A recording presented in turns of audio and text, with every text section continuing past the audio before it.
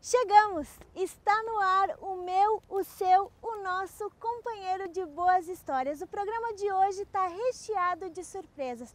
Não vai perder, né? Fica ligadinho aí que eu volto já já.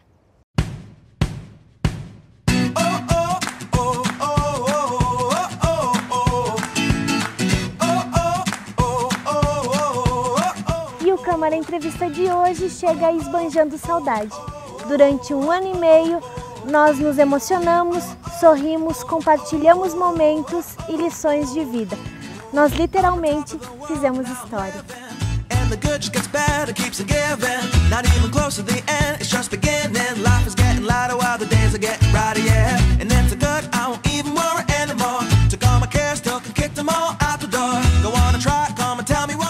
Lembra da primeira vinheta da entrevista? Era essa aqui, ó.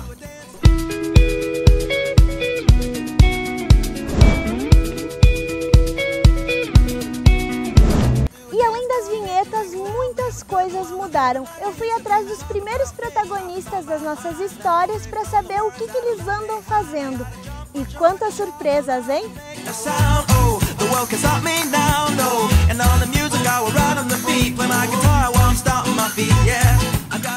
Lembra do Daniel Oliveira, o engenheiro eletricista que compartilhou conosco as suas experiências de lá da Índia? Dá só uma olhadinha no que mudou na vida do Dani.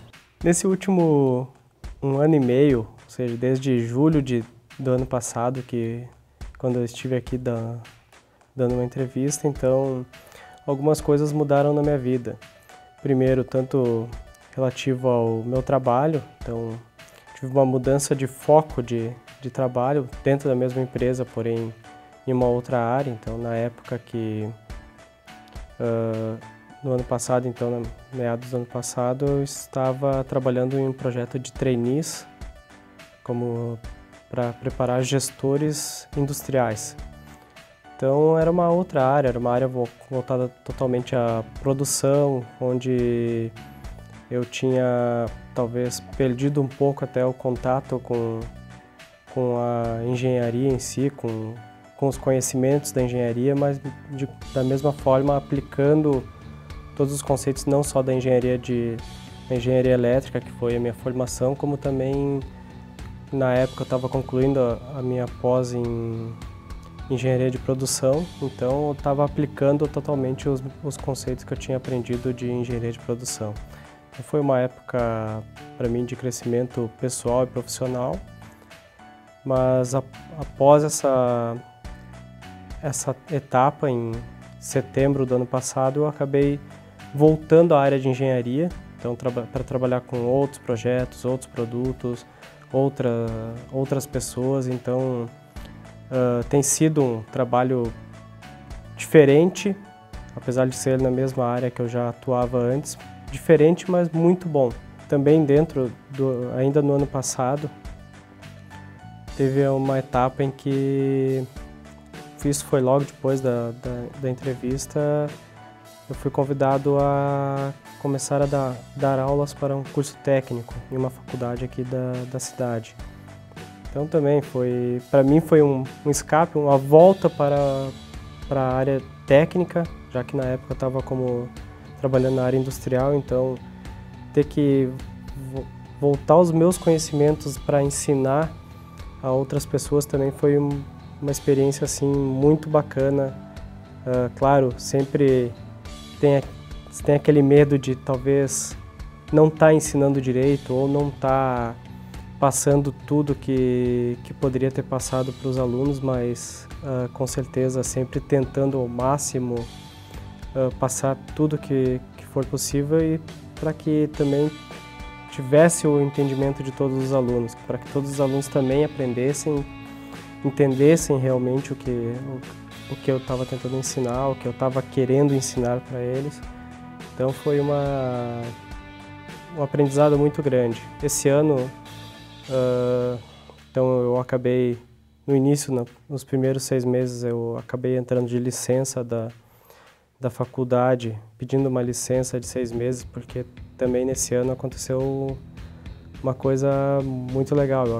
Meu filho nasceu, então hoje ele está com 10 meses, ele nasceu em fevereiro, E é uma grande alegria para mim, para minha família, para minha esposa, ter também uma criança em casa, que é o meu primeiro filho, é um menino muito esperto, muito alegre, ele alegra onde ele for, a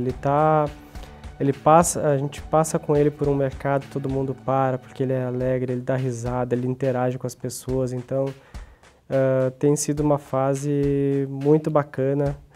Estou curtindo muito essa fase também de ser pai e tenho aprendido muito com ele, aprendido principalmente sobre uma coisa que eu ouvia falar e não sabia que era uma coisa tão forte, que é o amor incondicional. Para mim, ser pai é a realização de um sonho. Eu sempre gostei muito de criança, então sempre brinquei muito quando tinha alguma criança por perto. Eu gosto de brincar, gosto de interagir, então quando veio a notícia de que eu seria pai, que tinha uma criança vindo, que essa criança era meu filho, foi a melhor notícia que eu poderia ter recebido. Então, o ser pai para mim é uma coisa que não tem como explicar, é uma sensação de amor infinito e de esperança, porque a gente acaba depositando a esperança numa criança, a gente acaba tendo esperança de que aquela criança também vai poder ter um futuro bom, vai poder realizar os sonhos dela, e que a gente vai estar por trás sempre tentando ajudar para que eles também realizem seus sonhos. Tá pensando que vamos parar por aqui? Não vamos não. Lembra da Isabel Farion, a stylist, consultora e produtora de moda e beleza? Eu fui atrás dela para saber o que ela anda fazendo. E olha só onde é que eu fui encontrar a Isa.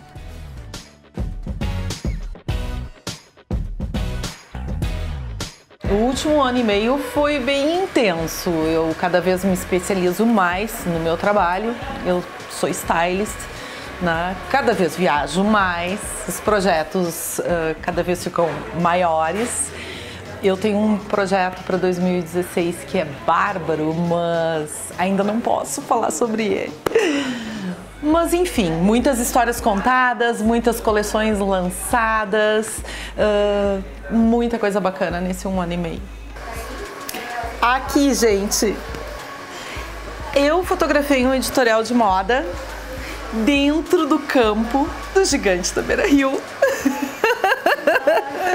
Isso foi bárbaro, foi um trabalho lindo de fazer. Nós tivemos o estádio inteiro para nós durante quase 8 horas, eu acho que foi. Foi extremamente divertido. A gente até brincou de um vídeo de making-off, a gente entrando assim por aquele túnel que os jogadores entram, sabe? Foi uma sensação indescritível estar dentro de um estádio assim, todinho pra ti. Foi muito bacana, foi um trabalho lindo. Foi um trabalho que marcou bastante esse último ano e meio. Bom, esse ensaio foi o seguinte: eu quis fotografar um editorial de malhas com aquele espírito de torcedor, sabe? E as pessoas que são fãs, assim, do futebol, de qualquer esporte, enfim. Tanto que o nome do editorial eu dei Game On, ou seja, o jogo vai começar. E aí, através de um grande amigo meu de Porto Alegre e de alguns contatos que eu venho fazendo, que ano a ano nós conhecemos, eu conheço mais pessoas a cada temporada, eu faço mais contatos, visito, procuro locações, porque eu acho que o stylist ele tem que estar sempre atrás de um lugar novo, de um lugar diferente, de um lugar incrível para fotografar.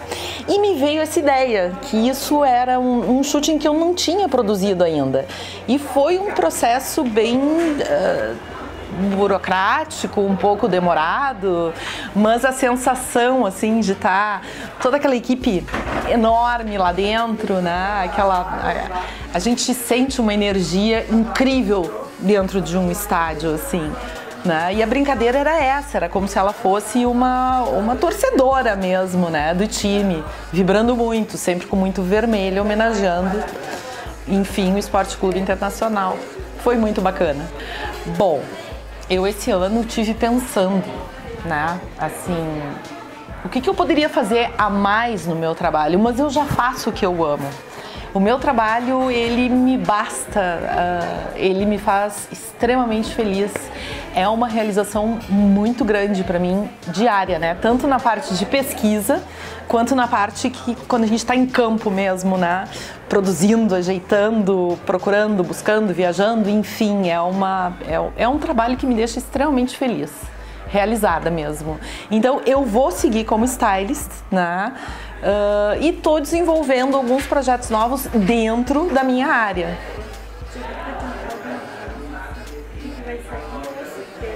É surpresa, é uma coisa muito especial e tu vai ser a primeira pessoa a saber. Eu vou fazer questão de te mandar várias imagens, assim. Lembra do nosso querido professor de geografia que encantava com o seu bom humor e as suas aulas super criativas? Por onde será que ele anda? Confere aí. Bom, de 1 ano e meio para cá foi algo, muitas mudanças, assim, porque quando a gente fez a primeira entrevista foi bem em outubro. Em novembro daquele mesmo ano eu fui prestar um concurso lá no Paraná, um concurso para ser docente a nível federal, ou seja, professor federal. E daí em novembro eu fiz a primeira fase, que era a prova escrita, depois em dezembro eu fiz a segunda fase, que foi a prova didática, e surpreendentemente, como eu estava concorrendo com mestres e doutores, e eu tenho apenas a graduação, né, acabei sendo aprovado em primeiro lugar no concurso. Então, logo no dia 20 de janeiro já fui publicado no Diário Oficial, tanto que daí eu não vou esquecer que eu tinha vindo para Caxias para dar aula, e daí saí da aula em Caxias e já comentei com o diretor, dizendo assim, olha, foi minha última aula aqui em Caxias, porque eu passei no concurso e já foi publicado no Diário Oficial. Então, dia 20 de janeiro saiu a publicação, dia 12 de dezembro, né, eu já estava trabalhando lá no Paraná. Eu me lembro que no dia 3, de 3 a 10 de dezembro ainda fui para Curitiba, ainda realizei alguns exames e tudo mais, né? Então foi bem rápido, assim, foi uma mudança bem rápida. De lá para cá também muda um pouco assim a tua questão do dia a dia, do cotidiano. Então, na época que eu estava aqui na entrevista, até eu brinquei que eu dava aula em Porto Alegre, em Caxias, em Lajeado, às vezes em Criciúma, no sul de Santa Catarina. Então eu vivia na estrada, dando aula para pré-vestibular. Daí a partir de agora entrei no Instituto Federal, passei a lecionar para nível médio, mas também para cursos técnicos e alguns cursos superiores. Então muda bastante teu ritmo, né? Agora eu moro numa cidade no interior do Paraná, eu dou aula, né, digamos, a carga horária que eu tinha em relação ao pré-vestibular, não tem nem comparação, acho que eu dou 1/10 de aula do que eu dava antes, então muda bastante teu ritmo de vida, teu modo de levar a vida, a maneira de enxergar a vida, mas também a questão de tu ficar longe da família, dos amigos, né, também outra mudança bem significativa, assim, de lá para cá. No início foi bem impactante, né? Eu confesso que, passada a euforia do concurso, né, que eu acho que foi uma grande vitória, caiu a ficha, né? Então agora eu vou ter que ficar aqui no oeste do Paraná, numa cidade pequena, né, dando 10 horas de aula por semana, onde eu saí de 54, né, horas de aula por semana. Então foi bem, assim, o início foi bem impactante. Mas aí também ao longo do tempo tu vai se acostumando, e daí também muda um pouco as tuas perspectivas, né? Por ingressar numa carreira federal, bom, eu tive que pensar, então agora eu tenho que fazer um mestrado, né, para melhorar dentro do plano de carreira, para ter mais aulas no nível superior daqui a pouco, já tenho que começar a pensar no doutorado. Então logo em seguida, quando passei no concurso, passou aquela euforia, eu fiz a seleção também para o mestrado, ingressei no mestrado em Geografia aqui na Universidade Federal do Rio Grande do Sul, em Porto Alegre, né? E comecei a focar um pouco mais nessa carreira acadêmica, né? Que era bem distinto do que até então eu tinha. Por um lado, daí tu pensa assim, então tu fizeste um concurso a nível federal para reduzir essa questão de viagem em estradas, mas ao mesmo tempo eu passei agora, então, semanalmente, né, em função do mestrado, a me deslocar do Paraná para Porto Alegre toda semana, né? Então agora o deslocamento aumentou, é uma vez por semana, para concluir os créditos do mestrado, que eu estou concluindo agora. Agora no próximo ano é mais se focar na escrita da dissertação.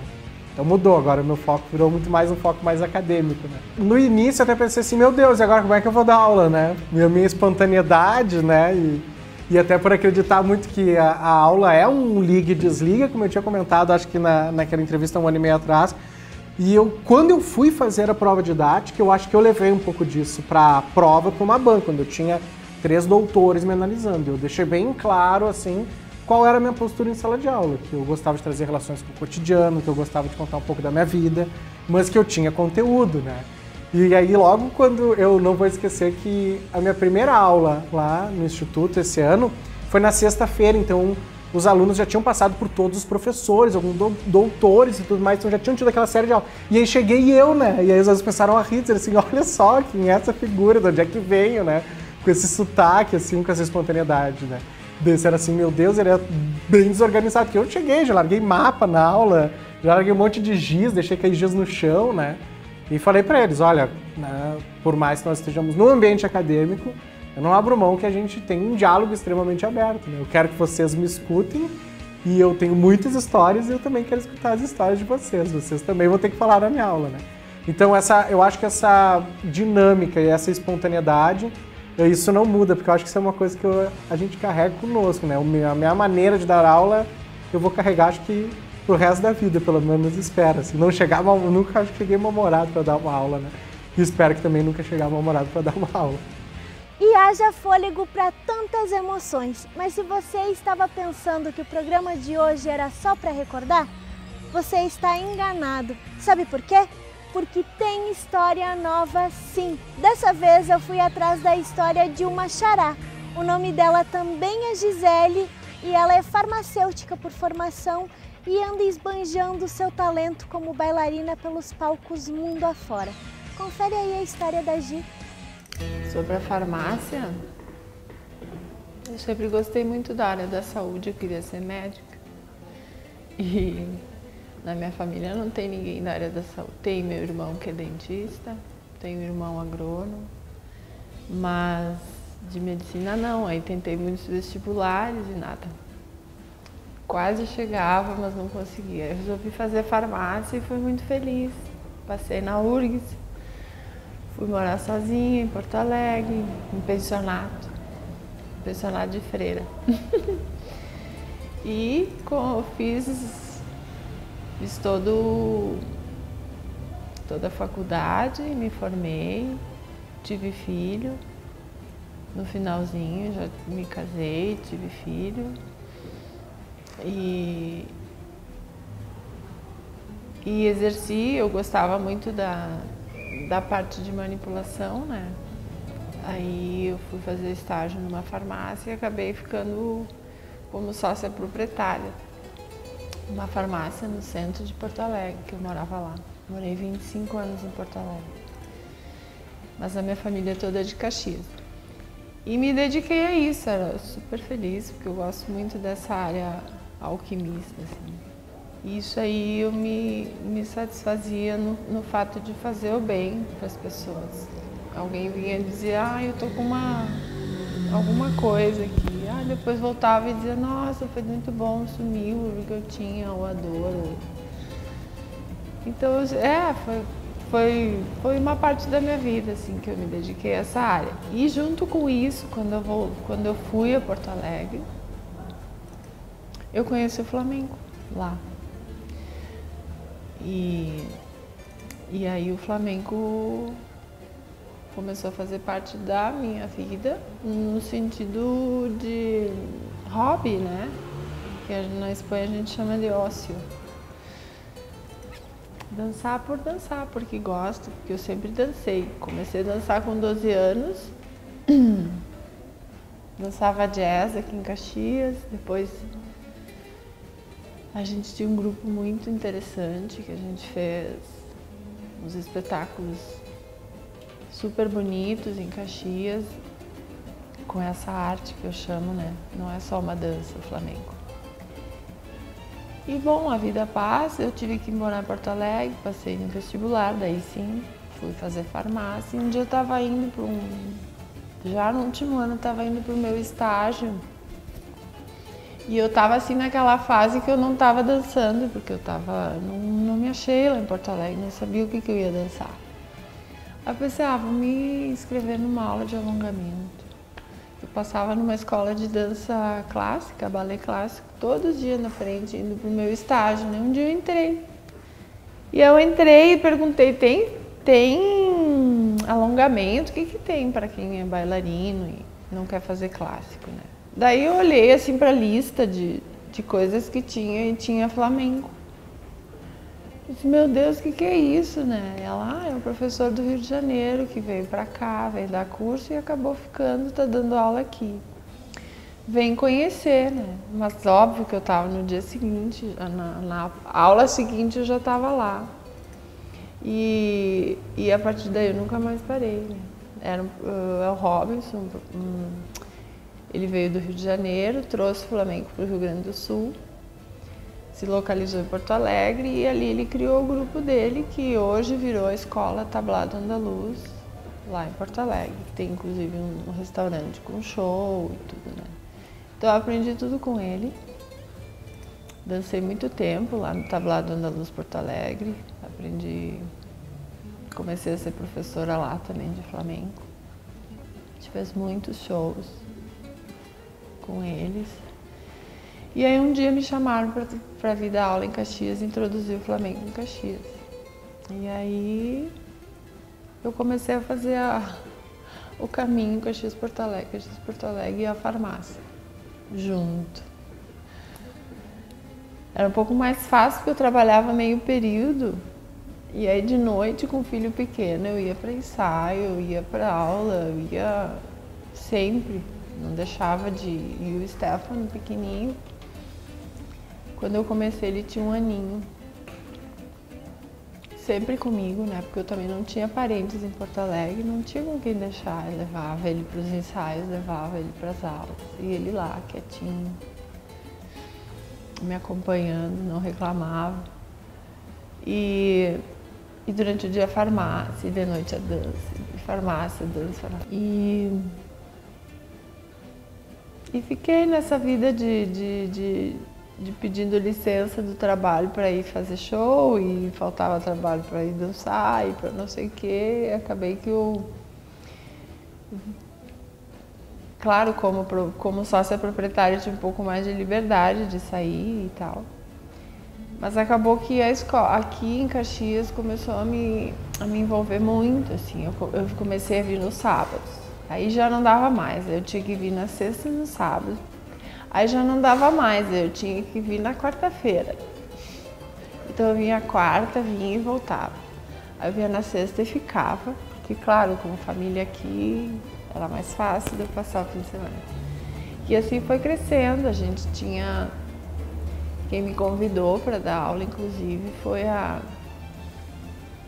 Mirta, que era dona de uma escola aqui da frente, uma escola de Mirta Shaposhnikov, acho que é o sobrenome dela, uma argentina, que tinha uma escola de idiomas de espanhol, numa casa aqui na frente, que era uma casa como essa, assim, super bonita. E ela queria fazer, além da língua espanhola, ela queria ampliar para a cultura espanhola. E introduziu a dança flamenca ali. Quem trouxe fui eu.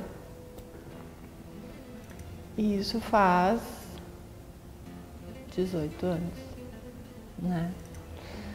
E aí a gente começou ali, o grupo começou a crescer e muitas pessoas interessadas.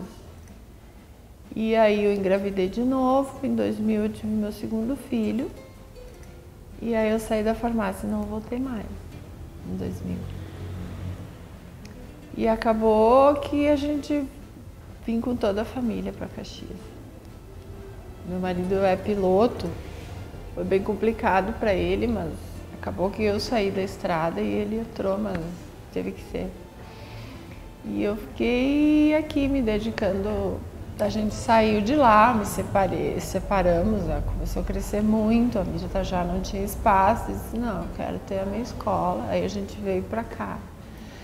E essa casa era uma casa assim, ó, era um lugar quase abandonado, era uma antiga malharia aberta, as paredes eram tudo verde, água, assim. E eu fui transformando, assim, fui abrindo, fui pintando, fui botando parede, botei chão. Cada cantinho da casa, assim, tem a sua história. Essa casa eu adoro ela. E aqui a gente está até hoje. E fizemos um grupo muito interessante. Tem gente que começou comigo há 18 anos atrás e segue aqui. Quem despertou nesse meio tempo, esse menininho de 1 aninho que começou a me acompanhar desde pequeno, quando eu vim para cá, para Caxias, que eu tinha a minha escola, eu cheguei para ele e disse um dia: ah, tu vai fazer uma aula de flamenco, né? E ele começou a tocar cajón. E gostou, se dedicou a isso e foi super legal, porque ele cresceu muito como músico com isso, né? E ele foi crescer, aí um dia eu disse pra ele: ah, vamos fazer uma aula. Ele acabou fazendo 2, 3 aulas de iniciante, já foi para intermediário, já foi para avançado. E aí toda essa bagagem que ele tinha internalizado, assim, desse tempo que ele viveu do meu lado, vivendo o flamenco, começou a aparecer, a brotar. E ele simplesmente começou a dançar, assim, incrivelmente, sabe? Quando eu vi, ele estava dando aula para a turma de avançado, inclusive para mim. Incrível, assim, em 2 anos. E aí eu comecei a administrar essa situação, ajudar ele a crescer nisso, né? Porque quando eu vi, ele estava querendo muito seguir com isso. Com 16 anos ele já fez a primeira participação, fez um solo em São Paulo, no Festival de Flamenco. Até que um dia ele me disse: mãe, quando eu terminar o 2º grau, eu vou embora, porque eu não tenho o que fazer aqui, eu quero dançar numa companhia profissional, né? E aqui não tem no Brasil como ele queria. E daí até eu imaginava, mas eu pensei: eu não vou, não, tu não vai sozinho, eu vou junto. E acabou que meu marido também tinha interesses em trabalhar para lá. E a gente se mudou daqui para lá, em função dele, mas também um sonho meu de estar perto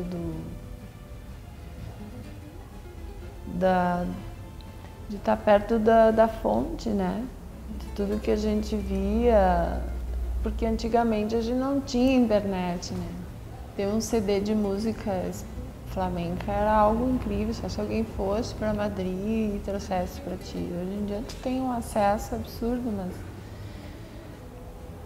Então, estar lá para mim era um sonho muito grande, buscar esse contato pessoal, assim, como bailarina, foi muito importante. Aí acabou que a gente se mudou, a família toda, eu, o marido, os 2 filhos. O Stefano entrou no conservatório de profissional e eu fiquei 2 anos estudando na Amor de Deus, segui estudando flamenco e ele também. Hoje em dia eu faço um conservatório superior de pedagogia para flamenco, quase que eu ia falar em espanhol. Pedagogia para flamenco é novo, assim, é um pouco novo. Como ensinar, né, essa dança, mas é muito amplo. Tem aulas teóricas, aulas práticas, aula de anatomia, aula de psicologia, aula de pedagogia, fora as práticas fixas do flamenco, né? Então eu estou me especializando nisso agora, buscando esse título, um reconhecimento maior, né? E nessa fase toda, desde que eu fui para lá, são 6 anos, a gente começou, claro, eu deixei a escola, foi uma dor, né? Uma dor para todo mundo, é um afastamento, é dolorido, né? Da minha família flamenca aqui, principalmente para os alunos. Mas eu não me desliguei nunca, a gente começou a montar espetáculos. Criamos um processo de montagem virtual. A gente monta as coisas lá em vídeo, manda para cá, minha irmã se põe a estudar o vídeo, tira a coreografia e repassa para os alunos, sabe? E aqui ficou minha irmã, falando em minha irmã. Ela também é uma seguidora minha. E quando eu estava aqui em Caxias, eu disse, vem fazer aula. Ela aprendeu, gostou e hoje é profissional do flamenco também. E ela é que leva a escola. O flamenco para mim é uma vida, é uma forma de viver, como eu digo. E hoje é minha vida, fora da farmácia, mas a farmácia ficou aqui no coração. E depois de tantas emoções, eu posso dizer que foi uma honra compartilhar contigo tantas coisas lindas. E é com um aperto no coração que eu vou me despedindo de você por aqui. Te desejo um 2016 iluminado, com muitas histórias lindas e cheio de aprendizado. Que o Papai do Céu te ilumine e quem sabe não nos vemos por aí. Um beijo no seu coração e tchau, tchau.